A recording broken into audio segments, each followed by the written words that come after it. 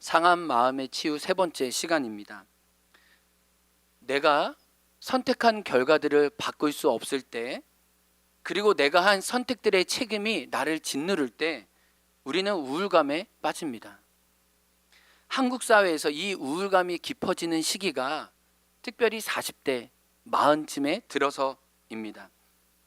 40에 느끼는 혼란은 내가 이룬 결과와 내가 도달하고 싶은 이상 사이에 큰 차이가 난다는 거죠. 우리가 초등학교 때, 어릴 때 여러분 그런 경험 없으세요? 위문 편지를 썼습니다. 위문 편지를 썼던 기억이 저도 나는데, 초등학교 6학년 때 선생님이 쓰라고 해서 국군 장병 아저씨 우리나라 지켜주셔서 감사해 막 그림도 그리고 저는 여러분이 자랑스러워 이런 글을 썼던 게 기억이 나요. 근데 커서 보니까 그때 국군 장병 아저씨가 아니었어요. 다 청년들이에요. 근데 왜 국군 장병 아저씨라고 했을까? 우리 세빈이 장교를 보면 아직 장교라고 느낌이 들기보다는 그냥 청년 고세빈이라는 느낌이 더 가까워요.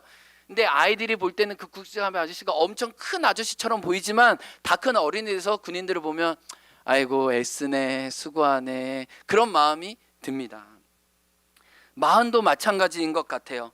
청년 때 마흔 생각하면 와 뭔가를 잃었겠구나, 뭔가 대단한 사람이 조금은 되어 있었겠지라고 생각하지만, 우리 마흔 되신 분들 다 느끼지만 잃은 게 별로 없고 갈 길이 너무 멀다는 걸 솔직하게 느끼는 때가 40대예요. 애쓴 것에 만족하기보다 아직도 해야 할 것이 너무 많은데 라는 무게가 우리를 누르는 시기가 40대예요. 이런 고민을 더 깊이 느끼게 한 책이 있어요. 제가 막 받아가지고 어제 한 3분의 1 읽은 책이 있는데, 김미경의 40 수업이라는 책이에요. 이 김미경 씨가 한국의 40대를 많이 만나면서 이분이 한국 40대를 채우고 있는 정서가 무엇인지 얘기하는데, 그게 바로 우울이라는 거예요. 우울은 그냥 엘리야만 겪은 게 아니라 어떻게 보면 동시대를 살아가고 있는 진짜 우리들의 마음의 문제가 우울이구나, 다시 한번 이렇게 임상의 경험이 많으신 분들을 느끼게 돼요. 누구보다 열심히 산 40대에게 한순간 찾아오는 것이 우울임을 고백한다는 거예요. 그래서 각자 힘겨운 사연은 다르지만 늘 비슷한 문장으로 자기에게 이렇게 다가온다는 거예요. 가족을 위해 열심히 살았는데 정작 내가 없어진 것 같아요. 이렇게 사는 것이 맞는 걸까요? 뭐라고 살아야 되는지 모르겠어요. 20대의 고민으로 다시 40대에 돌아가게 된다는 거죠. 성택 집사님, 그렇죠? 그런 생각이 들었어요. 더는 이렇게 살고 싶지 않아요 라는 욕망들이 일어난다는 겁니다. 제 마음에 와닿았던 구절은 뭐냐면, 40대 분들이 40대를 살아가면서 이게 맞나? 라는 질문이 늘 올라온다는 거예요. 근데 그 해답을 찾지 못해서 전전긍긍한다는 거예요. 우리 행원교회 성도님, 지금 이 자리에 앉아 계신 우리 40쯤의 성도님들 계시죠? 우리의 속 질문이 이거라는 거야. 내가 이렇게 사는 게 맞나? 라는 질문이 있다는 거예요.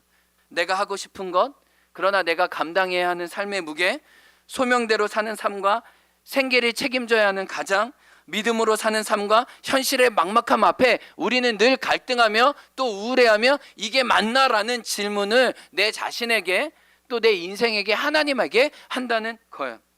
우리가 살펴보고 있는 엘리야도 깊은 우울로, 오늘 본문의 구체적인 표현은 나오지 않지만 기본적인 정서와 질문은 이겁니다. 이게 맞나?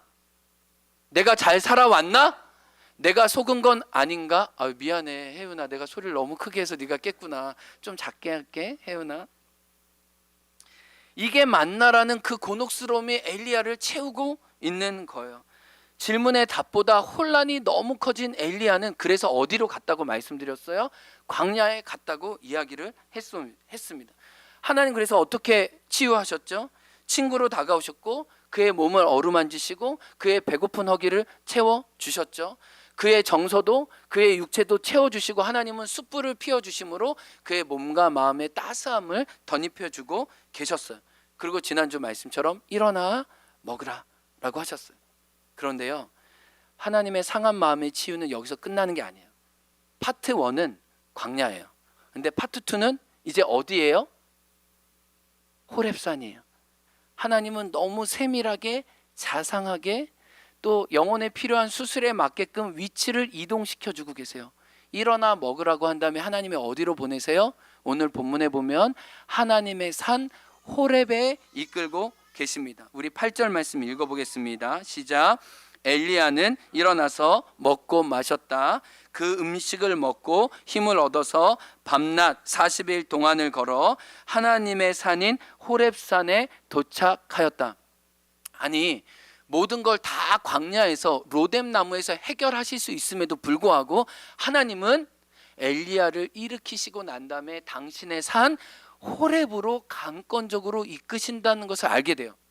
그렇다면 호렙이 어떤 곳이기에 이런 만나라는 질문을 하고 있는 엘리야를 다시 일으키시는 자리가 되는 거냐는 거예요. 이 호렙에 두 가지 의미가 있습니다. 우리도 이 호렙산에 오르라고 주님이 말씀하시는 거죠. 이 관점에서 말씀을 살펴보면 첫 번째, 호렙산은 하나님의 약속이 시작된 곳이에요. 하나님은 약속의 자리로 저와 여러분을 부르신다는 거예요. 저와 여러분이 삶에서 겪는 곤혹스러운 질문들, 주님 이게 맞습니까? 하나님 제가 잘못 산 것은 아닌지요? 하나님 틀린 것은 아닙니까? 라고 할 때 주님은 그 질문에 답을 쉽게 해주진 않으시지만 첫 번째로 우리를 초대하시는 것이 부르심의 자리, 약속의 자리로 우리를 밀어넣으시고 그 자리에 우리를 세워주신다는 것을 알게 되어 따라합니다. 호렙산에 우리를 이끄신다. 약속의 자리로 우리를 이끄신다. 그래서 오늘 본문은 신의 산을 신의 산이라고 하지 않고 무슨 산, 뭐라고 그래요? 하나님의 산 호렙이라고 구체적으로 명명하고 있습니다. 근데요, 이 호렙산에서 하나님의 어떤 약속이 있었냐면 엘리야가 붙잡았던 아주 중요한 약속이 있어요. 그 약속이 출애굽기 19장 3절에서부터 6절까지 나옵니다. 우리 남자 한 절, 여자 한 절. 하나님의 약속이 어떻게 이 호렙산에 묻어져 있는지 남자 시작. 모세가 산으로 올라가 하나님께로 가니 주님께서 산에서 그를 불러 말씀하셨다. 너는 야곱 가문에게 이렇게 말하여라. 이스라엘 자손에게 이렇게 일러 주어라. 자매들, 또 어미 독수리가 그 날개로 새끼를 업어 나르듯이 내가 너희를 인도하여 나에게로 데려온 것도 보았다. 이제 너희가 정말로 나의 말을 듣고 내가 세워준 언약을 지키면 너희는 모든 민족 가운데서 나의 보물이 될 것이다. 온 세상이 다 나의 것이다. 그러므로 너희는 내가 선택한 백성이 되고 같이요 너희의 나라는 나를 섬기는 제사장 나라가 되고 너희는 거룩한 민족이 될 것이다. 너는 이 말을 이스라엘 자손에게 일러 주어라. 아멘. 하나님이 수백 년 전에 신의 산 호렙산에서 어떤 약속을 해주셨어요? 내가 이스라엘을 약속한다. 모든 민족의 제사장 나라가 되고 모든 민족의 보배가 될 것이다. 내가 이스라엘 민족을 통해 나의 나라를 이 땅에 드러낼 것이다 라고 하나님이 이스라엘 수백만 명을 모으셔서 당신의 약속을 세우신 곳이 신의 산 하나님의 산 호렙이라는 거예요. 여러분, 이 약속을 누가 잘 알았습니까? 엘리야가 알았습니다. 엘리야도 소원했죠. 바알과 이세벨에게 입맞춘 나라가 아니라 하나님의 거룩에 입맞춘 백성이 되겠다는 이 약속을 알고 있었어요. 그런데 왜 하나님이 호렙산으로 엘리야를 부르신 거예요? 그러면 우리는 알게 되죠. 엘리야가 이 약속을 포기했다는 걸요. 이 약속을 자기 삶에서 끊어냈다는 것을 알게 됩니다. 비가 내려도 불이 내려도 변하지 않는 이스라엘의 복성을 보면서 하나님의 약속은 옛 것이지 오늘날의 것은 아니야 라고 마음속에 이미 단념 지었다는 것이에요. 제사장 나라 민족의 보배가 되는 거 하나님 그 옛적에 하신 얘기지 오늘 이 땅은 다 글렀어. 이제 끝. 모든 게 마쳤어 라고 하나님 앞에 주장한 거였어요. 그런데 오늘 우리가 이런 말씀을 통해 하나님이 호렙산으로 부르셨다는 것은 하나님의 약속은 정말 정을망 속에 빛난다는 거예요. 어둠이 깊어야 하늘의 별이 선명하게 보이는 것처럼 현실이 바닥이고 그러나 그 바닥 밑바닥일 때 하나님의 약속은 해처럼 떠오른다는 거예요. 우리 예레미야 29장 12절 말씀 한번 읽어볼까요? 제가 너무 사랑하고 좋아하는 말씀인데 한번 읽습니다. 시작. 여호와의 말씀이니라. 너희를 향한 나의 생각은 내가 아나니 평안이요 재앙이 아니니라. 너희에게 무엇을 주는 거예요? 미래와 희망을 주는 것이라. 여러분, 예레미야 29장의 전후 면목을 보시면 어떻게 되는지 아세요? 이스라엘 백성이 포로로 다 끌려가서 이제 자기는 개와 벼룩과 같이 아무런 소망이 없다고 생각했던 이스라엘 백성에게 주어진 약속이에요. 하나님 뭐라? 너희 끝이라고? 아니야. 너희 멈췄다고? 아니야. 나는 너에게 미래를 준비했어. 나는 너에게 소망을 줄게. 너의 힘이 해체된 그 자리, 나의 약속이 아무것도 이루어지지 않은 그 자리, 실제로 나의 약속이 움트는 자리야. 새 봄이 오는 자리야 라고 말씀해주고 계시는 거예요. 여러분, 근데 가만히 보면 모세 때도 마찬가지예요. 출애굽기의 시작은 학대받아서 이스라엘을 울부짖고 있어요. 근데 주님은 어떻게 얘기하셨어요? 그 기도를 들으시고 작은 어린아이 물에서 건져온 모세를 통해 당신의 역사를 준비하고 계셨어요. 이스라엘은 이제 죽겠다 이제 하나님의 역사는 여기서 멈췄습니다라고 생각할 때 하나님은 작은 아이를 통해 당신의 구원의 역사를 준비하고 계셨어요. 다만 우리가 보고 있지 못할 뿐이지 하나님은 당신의 약속을 신실하게 준비하고 계셨어요. 오늘 본문 18절 우리가 읽지 않았지만 18절 말씀 읽어볼까요? 시작. 그러나 내가 이스라엘에게 가운데 7천 명을 남기리니 다 바알에게 무릎을 꿇지 아니하고 다 바알에게 입맞추지 아니한 자라. 여러분, 아합 선지자 시대에 지금 엘리야는 뭐라고 얘기해요? 하나님 나밖에 없어요. 나만 남았습니다 라고 얘기하죠. 주님은 뭐라 그래요? 아니야, 나의 약속은 이루어지고 있어. 아직 바알에게 무릎 꿇지도 않고 입맞추지 아니한 7천 명 완벽한 나의 사람을 내가 준비했어. 너 내 약속이 너가 보지 못하지만 이루어지고 있는 거 너 봐야 돼. 너 일어나야 돼. 너 깨어져야 돼. 너 일어나야 돼 라고 말씀하시는 거예요. 열왕기상 18장 3절과 4절에 보면 오바다라는 사람이 나와요. 한번 읽어보겠습니다. 시작. 아합이 왕궁 맡은 자 오바다를 불렀으니 이 오바다는 여호와를 지극히 경외하는 자라. 이세벨이 여호와의 선지자들을 멸할 때 오바다가 선지자 100명을 가지고 50명씩 굴에 숨기고 떡과 물을 먹였더라. 여러분, 열왕기상 18장에 보면은 이스라엘 백성 앞에서 뭐라 그러는지 아세요? 엘리야가 똑같은 고백을 해요. 하나님, 이스라엘 백성 중에 선지자 나밖에 남지 않았습니다 라고 고백해요. 엄청난 착각이에요. 자기가 아니면 하나님의 역사가 끝났다고 생각한 거예요. 근데 하나님은 아합 왕궁의 한 가운데서 하나님을 경외하는 오바다라는 당신의 왕궁 맡은 자를 세우셔서 그가 하나님의 선지자들을 굴에 감추어서 먹을 것과 마실 것들을 공급했던 당신의 사람들을 준비하고 계셨던 거예요. 그러니까 하나님은 계속해서 이스라엘 역사 속에 당신의 역사를 준비하고 하나님의 사람들을 세우고 계셨어요.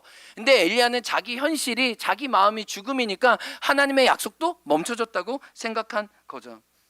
여러분 기억하세요. 내가 포기했지만 하나님은 포기하지 않으셨다는 거예요. 멈춰지고 감춰진 시간에도 하나님은 당신의 약속을 신실하게 이끄신다는 거예요. 하나님은 그래서 내가 보이는 대로 보지 않고 보이지 않는 하나님의 약속이 저와 여러분의 현실을 이끌기 원하세요. 아멘. 다시 한번요. 보이지 않는 하나님의 약속이 이 현실 가운데 이루어지고 있다는 것으로 저와 여러분을 이끄신다는 거예요. 우리 행원교회 성도님들, 특별히 젊은 30, 40대 세대들, 많은 성도님들이 제주도에 이주해서 살고 있습니다. 그렇죠? 지금 우리 주변을 봐도 젊은 분들은 다 제주에서 이주해서 오셨어요. 하나님의 비전을 보고 약속을 보고 이 땅에 왔습니다. 근데 정말 현실이 만만치가 않아요. 여러분, 제주에 사는 게 만만하나요? 그러지 않죠. 앞에서 이야기했던 것처럼 이게 맞나라는 질문이 이 땅에 살면서 우리에게 있다는 거예요. 거주지 문제, 직장의 문제, 생계의 문제, 관계의 문제, 적응의 문제, 이런 문제들이 늘 우리에게 따라옵니다. 우리 조희정 집사님의 고백처럼 이 땅이 나를 토해내는구나 라는 솔직한 고백이 우리 안에 있을 수 있다는 거예요. 근데 여러분 보세요. 제주도에 왔다고 약속의 말씀 품고 왔다고 여러분의 삶이 쉽게 열린 사람 있으세요? 쉽게 거주지의 문제와 직장의 문제와 관계의 문제와 적응의 문제가 쉽게 풀린 분 있으면 손 들어보세요. 없을 거예요. 우리 지금 이 자리에 있지만 내가 육지에 가야 되나 말아야 되나, 내가 이 땅에 살아야 되나 말아야 되나, 교회에 나와야 되나 말아야 되나, 내가 믿음으로 살아야 되나 말아야 되나, 이런 고민 속에 다 왔어요. 솔직히 지금 우리가 막 웃고 행복해 보여도 지금 막 죽을 것 같은 성도님들이 여기 이 자리에 있어요. 하나님의 전공은 하나님의 약속을 주시지만 그 약속을 이루기까지 굉장히 오랜 시간이 많이 필요하다는 거예요. 그래서 히브리서 11장에 보면 하나님의 약속을 받았지만 그 약속이 실제로 자기가 죽기까지 이루어지지 않은 믿음의 사람도 있다는 거예요. 이게 솔직한 현실이에요. 그런데 하나님은 약속을 주시고 왜 인내하고 기다리게 하시냐는 거예요. 그 시간이 실제로 우리가 하나님 앞에 커지는 시간이기 때문에 하나님의 연단과 테스트를 거치면서 우리가 보이는 대로 살지 않고 고린도후서 4장의 말씀처럼 보이지 않는 하나님의 약속으로 살아가는 것을 보일 수 있도록 하나님은 엘리야를, 모세를, 저와 여러분을 초대하고 계신 거예요. 제가 이 부분에서 되게 감사하게 정말 마음속에 깊이 남는 말씀이 있는데, 누가복음 5장에 보면요, 시몬하고 베드로라는 이름이 늘 따로 나와요. 근데 여러분 알잖아요, 시몬은 옛 그냥 부모님이 지어준 이름이고 베드로는 하나님이 지어준 약속의 이름이잖아요. 근데 누가복음 5장에 보면 시몬과 베드로가 연이어서 딱 나오는 딱 한 구절이 있어요. 여러분도 잘 아시는, 시몬이 자기 힘을 다해 밤새도록 그물줄을 했지만 아무것도 낚은 것이 없을 때 주님이 시몬에게 찾아가서 저 깊은 곳에 가서 그물을 던지라 라고 말씀하셨어요. 시몬이 뭐라고 했죠? 내가 밤새도록 피라미 새끼도 한 마리 거둔 게 없지만 당신의 약속에 순종해서 깊은 곳으로 가겠습니다. 예수님과 함께 깊은 곳으로 갔죠. 예수님의 말씀처럼 물고기가 전혀 없는 깊은 곳에 많은 물고기들이 하나님 말씀을 순종해서 왔어요. 근데 더 놀라운 건 그 많은 물고기보다 더 중요한 건 그 그물을 버리고, 물고기를 버리고 그 자리에서 누구에게 무릎 꿇은 사람이 됐다는 거예요? 시몬이 주님께 무릎 꿇고 절하는 베드로가 됐다는 거예요. 근데 성경에 보면, 누가 보면 5장에 보면 호칭이 바뀌는데 이전까지 선생님, 선생님의 말씀에 의지해서 내가 그물을 내리겠다고 해요. 근데 조금 후에는 어떻게 되는지 아세요? 주여 나를 떠나소서, 나는 당신을 감당할 수 없습니다. 예수님을 주님이라고 부른 순간 그의 이름이 뭐로 바뀌었을까요? 베드로로 바뀌었어요. 그리고 뭐라고 얘기해? 너가 오늘 그물을 낚는 것처럼 사람을 낚는 어부가 되게 하리라. 베드로가 되게 하리라. 여러분, 주님은 어떻게 보면 엘리야를 기다리고 계셨어요. 주님은 어떻게 보면 시몬을 기다리고 계셨어요. 저와 여러분, 하나님 기다리고 계세요. 하나님의 약속에 순종하는 그 자리까지 저와 여러분을 기다리고 계세요. 내가 내 눈에 보이는 데는 깊은 곳에 물고기가 없는 게 당연해요. 어부의 상식으로는 그 깊은 곳에 있을 수가 없어요. 근데 하나님의 약속을 따라 하나님과 같이 갔을 때 그 약속이 이루어지는 자리가 저와 여러분이 시몬에서 베드로가 되는 자리라고 말씀하는 거예요. 제가 오늘 이 엘리야 말씀 묵상하면서 제가 느낀 게 뭐냐면, 저는 늘 엘리야를 생각할 때 갈멜산의 엘리야만 생각했어요. 불을 내리고 비를 내리는 갈멜산의 엘리야만 생각했어요. 그런데 엘리야가 진짜 엘리야가 된 구절은 19장 뒷절 이하부터 엘리야가 본격적으로 당신의 사명을 감당하거든요. 소명자로서요. 놀랍게 어떤 산을 거치고 난 다음에 바뀌어졌다는 거예요. 갈멜산이 아니고요, 실제로 어느 산에서 바뀌었다는 거예요? 성경은 호렙산이라는 거예요. 갈멜산에서는 하나님의 약속이 충만했죠. 근데 하나님의 약속이 보이지 않는 그런 암울한 현실에서 하나님이 어디로 이끄셨어요? 호렙산에 도착하기 시작했을 때 그 호렙산에서 진짜 엘리야는 당신의 사람으로 거듭난 거예요. 아멘. 저와 여러분에게 하나님이 원하시는 방식이 뭐예요? 하나님의 약속이 너무 선명해서 보이는 갈멜산도 있지만 하나님의 약속이 멈춰진 것 같은 호렙산에 우리를 보내주셔서 다시 당신의 약속을 주장하게 하시고 품게 하심으로 당신의 사람으로 우리를 키워주신다는 거예요. 사랑하는 성도 여러분, 이게 맞나라는 질문이 들 때마다 그 답에 쉽게 답을 내려고 하지 마세요. 그 답이 되지도 않을 거예요. 그러나 우리가 기억해야 되는 건, 하나님의 산 호렙에 가서 우리에게 주셨던 처음 약속의 자리로 다시 돌아가서 그 약속이 우리의 현실을 더 주장할 만큼 우리가 믿음으로 다시 충만케 되어야 된다는 거예요. 아멘. 우리 옆에 있는 분들에게 약속의 자리로 돌아갑시다. 첫 믿음의 자리로 나아갑시다. 하나님이 이렇게 우리를 첫 자리로 이끄신다는 거예요. 진짜 전 너무 감사했어요. 저와 여러분의 호렙산에서 진짜 우리를 우리 되게 하시는구나. 두 번째, 호렙산의 의미는 하나님의 약속이 드러난 자리라면 하나님의 열심히 이루시는 자리가 호렙산이에요. 따라합니다. 하나님의 열심히 이루십니다. 우리 앞뒤에 있는 분들에게 인사하겠습니다. 하나님의 열심히 이루십니다. 아멘. 그쵸? 오늘 본문을 보세요. 하나님은 엘리야에게 질문합니다. 엘리야야, 어찌하여 내가 여기 있느냐? 라고 두 번 물으시죠. 여러분, 내가 어디 있느냐라고 물으시는 질문이 처음 나온 구절이 어디죠? 조금만 질문하고 생각하면 어디죠? 내가 어디 있느냐라고 물으셨던 질문이 어디 나오죠? 창세기에 나오죠. 아담과 하와가 벌거벗었음을 알고 하나님을 두려워하고 수치 가운데 나무로 숨었잖아요. 근데 하나님 뭐라고 했어요? 아담아, 내가 어디 있느냐? 이 질문이 지금 누구에게 하시는 거예요? 엘리야야. 어찌하여 내가 여기 있느냐라고 얘기하는 거죠. 근데 뭐라고 얘기해요? 엘리야가 주님, 내가 열심히 특심입니다. 내 열정이 나를 사로잡아요. 그런데 내가 열정으로 내 목숨을 걸어서 다 했는데 아무도 변한 것이 없잖아요. 현실은 그대로잖아요. 주님, 저 그래서 포기하고 싶어요. 저 이제 멈추고 싶어요 라고 얘기하는 자리가 이 광야의 자리였어요. 그런데 주님이 왜 호렙산 시내산에 이끌어 주셨냐? 너 힘이 끝난 자리에 하나님의 일하심이 시작된다라는 것을 보여주는 거예요. 아까 전에 출애굽기 19장 봤죠. 출애굽기 3장에 보면 하나님이 당신의 사람 모세를 세우실 때 이 시내산 호렙산에서 만나 주셨다고 성경은 얘기해요.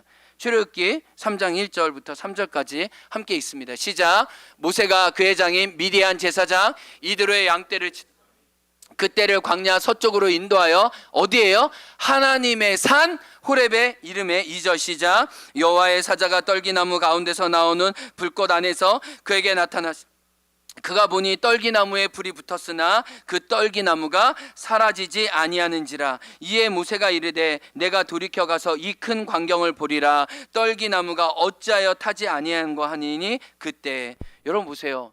모세를 부르신 때가 어느 때입니까? 하나님, 저 말도 못해요. 하나님, 정말 보낼 만한 자를 보내세요. 하나님, 저는 너무 어둔합니다. 하나님, 저는 이제 능력이 없어요. 저는 노인이에요. 아무것도 할 수 없습니다. 하나님, 쓰시려면 40년 전에 쓰시죠. 근데 하나님은 이 모세의 힘이 빼내되 40년 걸리셨어요. 그리고 하나님이 이 떨기나무 가운데 얘기하죠. 40년 전에 너의 열정으로 떨기나무에 불을 붙으려고 했지만 너는 꺼졌다. 너는 포기했다. 너는 실망하고 광야의 도망자로 이곳에 왔다. 그러나 나는 너를 세운다.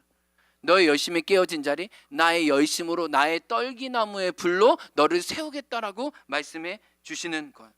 여러분, 하나님의 산 호렙은 뭐예요? 우리의 열심과 열정이 멈춰진 자리에 여전히 하나님의 성실하심으로 하나님은 당신의 일을 하고 계시다는 곳에 엘리야를 부르신다는 거예요.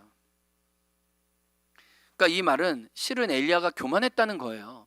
모든 것을 자기 중심으로 생각했다는 거예요. 근데 하나님은 아니라는 거예요. 너 중심으로 이스라엘이 돌아가는 게 아니라 하나님의 열심이 이 이스라엘을 지탱하고 있는 거야 라고 말씀해주고 계세요. 사랑하는 성도들, 혹시 송구 영신 예배 때 말씀 기억나세요? 주님이 우리를 뭐라고 그랬어요? 내가 너를 성전 삼으리라 말씀하셨죠. 그렇죠? 여러분, 근데 요한복음 2장에 보면 성전을 삼는 거는요 우리의 열심이 아니에요. 주님의 열심이 저와 여러분을 성전 삼으시는 거예요. 우리가 사순절 기간을 보내고 있는데요, 사순절은 우리가 무엇을 위해서 주님을 더 열심히 하는 게 아니고요, 주님의 열심과 성실하심이 우리를 사로잡을 수 있도록 우리 자신을 내어드리는 기간이 사순절이지, 우리가 어떤 더 고행이나 어떤 종교적인 행위를 더하는 시간이 아니라는 거예요. 이미 떨기나무로 우리에게 찾아오신 그 주님 앞에 우리가 우리의 신발을 벗어들여서 주님 앞에 무릎 꿇는 그 예배의 모습으로 예배자의 자리에 서는 게 이 사순절의 진정한 의미예요. 특별히 저에게는 이 문제가 너무 중요한 문제예요. 저와 함께 이제 신앙생활 하신 분들 알겠지만 하나님은 늘 저에게 힘을 빼라고 얘기하세요. 너의 의지와 너의 생각보다 내가 앞서서 일하니 너의 힘이 다한 자리에서 내가 일할 수 있도록 늘 좀 하나님께 항복하고 너의 힘을 무장하자 하라는 말씀을 하나님은 계속적으로 주세요. 제가 우리 내적 치유 세미나 있었잖아요. 여러분 좋으셨어요? 제가 성도님들 만나보니까 하나님이 각자에게 주시는 어떤 은혜들이 있었고, 그리고 더 감사한 건 그냥 듣고만 끝난 게 아니라 그 들었던 내용들을 가지고 자기 삶에 맞닥뜨리는 문제들과 함께 싸워보면서 겨루어보면서 그 문제를 이길 지혜를 얻었다는 게 너무너무 감사해요. 근데 제가 이제 기도회를 인도하면서 첫째 날 제 마음을 알았어요. 내가 엄청 긴장하고 있구나. 내가 엄청 부담스러워하고 있구나. 내가 지금 어깨가 지금 굉장히 무겁구나. 이게 뭘까요? 행원교회 와가지고 그래도 부흥회라는 이름으로, 물론 내적 치유 세미나였지만 처음 하는 거였잖아요. 그러니까 제 안에 어떤 마음이 들어요. 성도들이 은혜를 받아야 되는데, 막 어떻게 보면 성경에 막 역사가 일어나야 되는데, 이런 부담감이 있으니까 찬양을 해도 기도 인도해도 쉽지가 않아. 뭐 여러분은 느꼈을지 안 느꼈을지 모르지만 저는 느껴요. 제 자신을 내가 불안해하겠구나, 내가 긴장하고 있구나, 내가 성도님들 은혜를 안 받으면 어떡하지? 내가 은혜를 못 주면 어떡하지? 이 기도의 인도가 망하면 어떡하지? 이런 불안감이 제 안에 있다는 걸 알았어요. 근데 하나님께, 주님, 이거는 저에게 해당된 게 아닙니다.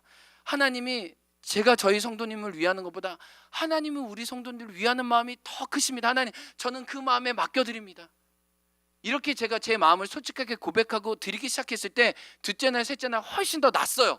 훨씬 더 낫어. 그리고 하나님이 일하시는 걸 제가 보게 돼요. 제가 지금 다리의 통증이 계속 여전해요. 그래서 제가 주일날 이렇게 앞에 나와서 찬양을 잘 안 해요. 왜냐면 또 2부 예배도 설교하고 설 일이 많으니까.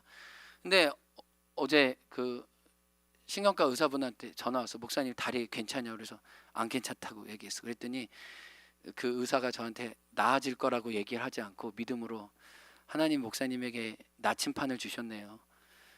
목사님의 힘으로나 열정으로 살지 말라고, 이렇게 인간적인 힘이 발동될 때 다리에 통증이 오면 목사님 멈추라는 신호로 알고 조심하라고. 의사가 저한테 예언자적인 메시지를 하더라고요. 그래서 목사님 나아지지 않을 수도 있다고 저한테 이렇게 얘기를 하면서 굉장히 이렇게, 그러나 저를 세우는 선지자의 목소리예요. 저의 늘 이슈는 이거예요. 나는 엘리야처럼 갈멜산의 엘리야만 되기 원했어. 저는 늘. 근데 저에게는 오늘 본문을 통해 나에게는 호렙산의 엘리야가 없다는 걸 알았어. 하나님 계속해서 사도 바울에게 뭐라고 했어요? 너의 약함이 나의 강함이 시작이다. 내 은혜가 내게 족하도다 말씀하시죠. 근데 저는 그게 어려워요. 내 힘을 빼고 어떤 내 열정이 사그라들 때 하나님이 일하시는 걸 보는 것에 저는 너무 익숙하지가 않아요.